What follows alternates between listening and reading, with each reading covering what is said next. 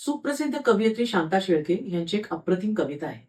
तुझा आणि तुझ्यासाठी शब्द सारे खोटे, खरी फक्त क्वचित कधी बिलगणारी बोटे. बिलगणारी बोटे तीही बिलगून सुद्धा दूर, खोल खोल भुयारात कढणारे सूर. आपण कितीही आपल्या सगळ्यांच्या मध्ये असलो तरी कुठेतरी खोलवर मनातलं एकाकीपण प्रत्येकाला कधीतरी नक्कीच जाणवलेलं असतं. जेव्हा जवळची माणसं किती अंतरावर आहेत यापेक्षा ते किती जवळ आहेत याला अधिक महत्व असलं तरीही ज्यांची मुलं परदेशी आहेत अशा पालकांना हे एकाकीपण अधिक जाणवत असावं असं माझ्या सभोवती दिसणाऱ्या आणि माझ्या क्लायंट्सकडनं येणाऱ्या अनुभवातून मला वाटतं. आपल्याला आपल्या मुलांचा सहवास अजून किती मिळणार आहे, भेटण्याची इच्छा किंवा वेळ आली तर ते किती तातडीने शक्य होईल इत्यादी शंका काहूर माजवायला लागतात तेव्हा दुःखाचे सूर नक्कीच वाढीस लागतात. पण म्हणतात ना की pain is inevitable, suffering is optional. तेव्हा आहे ती परिस्थिती अपरिहार्य असली तरीही ती आपल्या आयुष्याचा भाग असल्याने त्याचं किती दुःख करून घ्यायचं हे मात्र आपल्या हातात आहे.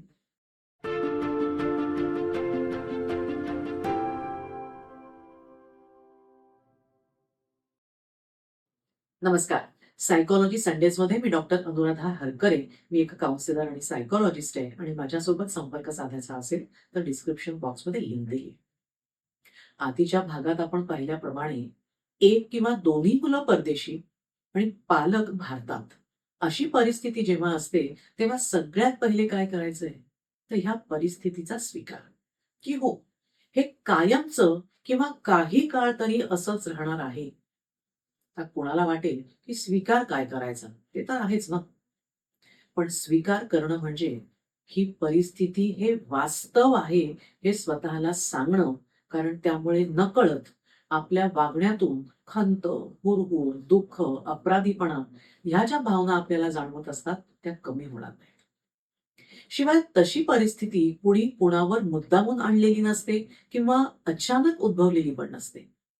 तेव्हा आपल्या वागण्यातून एकमेकांना गिल्ट, दुःख, ब्लेम समोरच्याला जाणवणार नाही असा प्रयत्न सगळ्यांनी करणं. हो, सगळ्यांनीच. म्हणजे इथे असणारे भावंड, तिथे असणारे भावंड आणि पालक या सगळ्यांनीच. तसं पाहता खरं तर काही नाती ही इतकी जवळ असायला हवीत की त्यामध्ये भौगोलिक अंतराने काही फरक पडायला नको.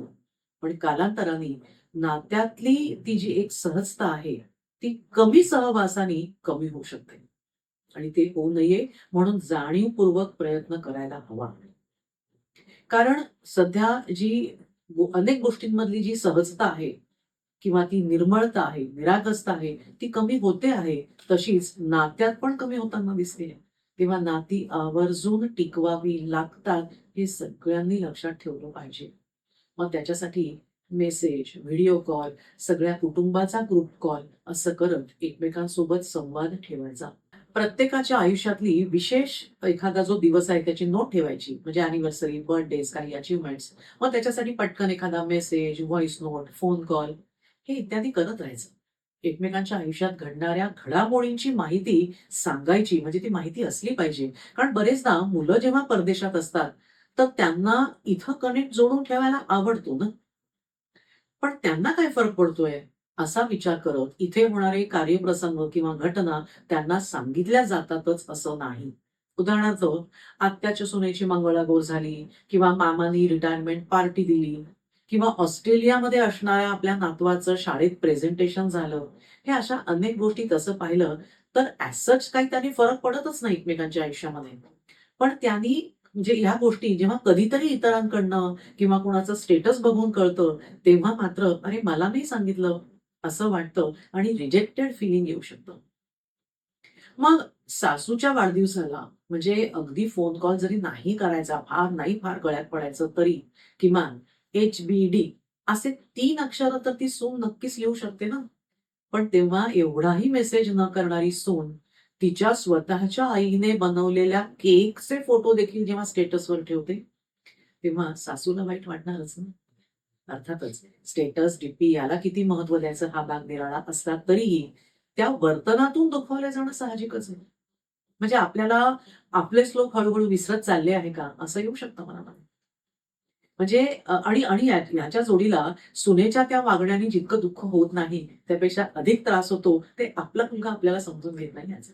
याशिवाय जेव्हा पालक काही महिने परदेशी जातात, तेव्हा तिकडच्या सवयी, तिथल्या नातवंडांचं वागणं हे यांना रुचत नाही. पण यावेळी पालकांनीही लक्षात ठेवायला पाहिजे, की ती आपलीच मुलं असली तरी आपण तिथे पाहुण्यासारखे गेलेलो आहोत. म्हणजे नातं किती जवळचं असलं तरी देखील.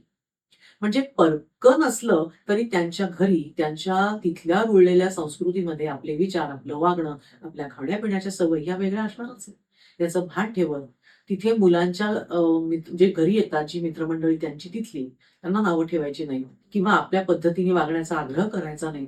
विशेषतः नव्या पिढीला म्हणजे बरेचदा तिथे त्यांची जी मुलं जन्माला येतात, त्यांना तिथं वाढवण्याची त्यांची पद्धत वेगळी असते. अशा वेळी मदतीसाठी गेलेले पालक, मुलं, सुना यांच्यात जावई यांच्यात विसंवाद सुरू होतो. आणि मग तिथे जाऊन त्या नाती म्हणजे मुली कसे कमी कपडे घालतात किंवा कसे विचित्रच केस करतात, नातू कसा बोलतो, कसे दिवसभर आपल्या खोलीत बसतात, असं बरंच काही नावं ठेवत त्यांच्यावर ठपका ठेवत बसायचं नाही.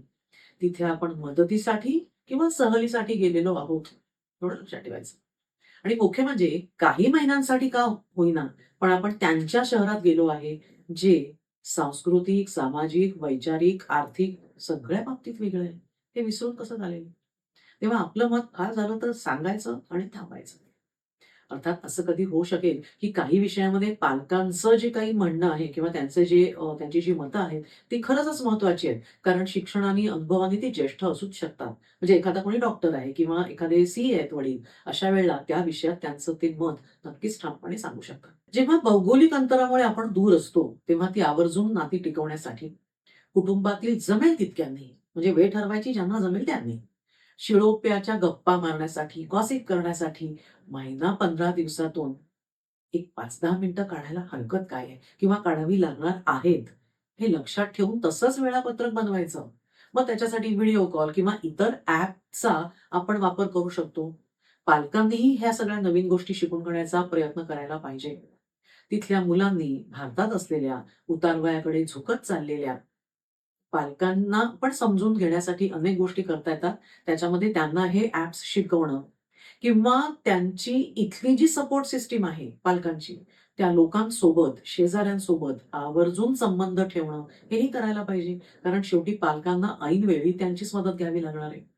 मग त्याच्यासाठी त्यांचे फोन नंबर माहिती करून घेणं, भारतात आल्यावर त्यांना भेटणं, त्यांच्यासाठी काही भेटवस्तू आणणं, असं बरंच काही किंवा परदेशामध्ये जे इतर भारतीय मुलं आहेत, त्यांचा संपर्क वाढवून आपले पालक राहतात, त्याच्याजवळ तिथल्या मित्रमंडळींचे कोणाचे पालक राहतात का? म्हणजे तिथे तुमची मित्र ते नसतीलही, ओळखीचे नसतील, पण जर ते तुमच्या पालकांच्या घराजवळ राहत असतील, तर तिथे त्याचा शोध घेणं हे आवश्यक आहे.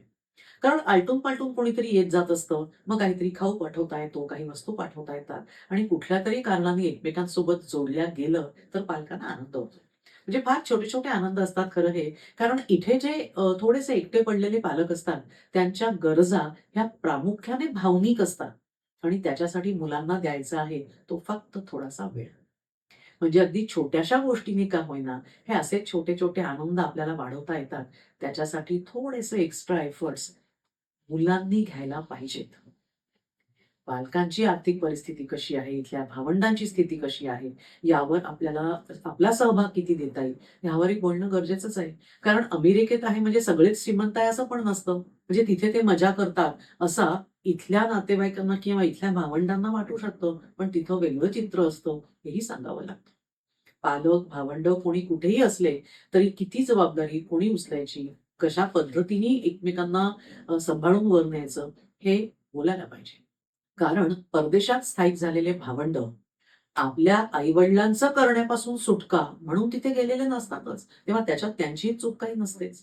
त्यांना प्रत्यक्ष मदत करता येणार नाही, हे वास्तव असतं. मग विनाकारण त्यांना गिल्ट का द्यायचं? वयासोबत पालकांना हळूहळू एकटेपणा, नैराश्य हे जाणवू शकतं. तेव्हा पालकांनीही आपला एकटेपणा टाळण्यासाठी किंवा तो जाणवायला लागल्यावर उपाय शोधण्यापेक्षा, निराश होऊन घरी बसण्यापेक्षा आपणच म्हणजे स्वतः पालक, तरुण किंवा मध्यमवयीन असल्यापासूनच किंबहुना मुलं शिक्षणासाठी बाहेर गेल्यापासूनच त्या तयारीला लागायचं. म्हणजे आपल्या निरोगी आणि परिपूर्ण वृद्धत्वाची काळजी, त्या प्रवासाची काळजी आपण घ्यायला सुरुवात करायची. त्यातलं पहिलं स्टेप म्हणता येईल ती आहे म्हणजे आपलं विश्व विस्तारायचं. कारण बरेचदा आपल्या चौघांचं कुटुंब, तिघा-चौघांचं एवढंच जग असतं लोकांचं. अशा वेळी पालकांनी घरात सगळा वेळ त्या मुलांच्या अवतीभोवती घालणं किंवा घरात जी ज्येष्ठ मंडळी आहे त्यांची आजारपणं, खाणं-पिणं करणं एवढ्यातच घालवलेलं असतं. आपल्या स्वतःच्या आनंदाचं झाड स्वतःलाच लावावं लागतं आणि खत-पाणी पण आपल्यालाच घालावं लागतं. पटतंय ना? तेव्हा आजचा व्हिडिओ आवडला असेल तर अधिकाधिक लोकांना शेअर करा आणि तुमच्या ओळखीच्या सगळ्यांना सायकॉलॉजी संडेज हे चॅनल सबस्क्राईब केलं की नाही विचारा आणि नसेल तर त्यांना करायला सांगा. कारण ह्याच्यातून खूप काही महत्त्वाचं आयुष्याला उपयोगी पडेल असं मिळतच आहे. So stay tuned and thanks for watching.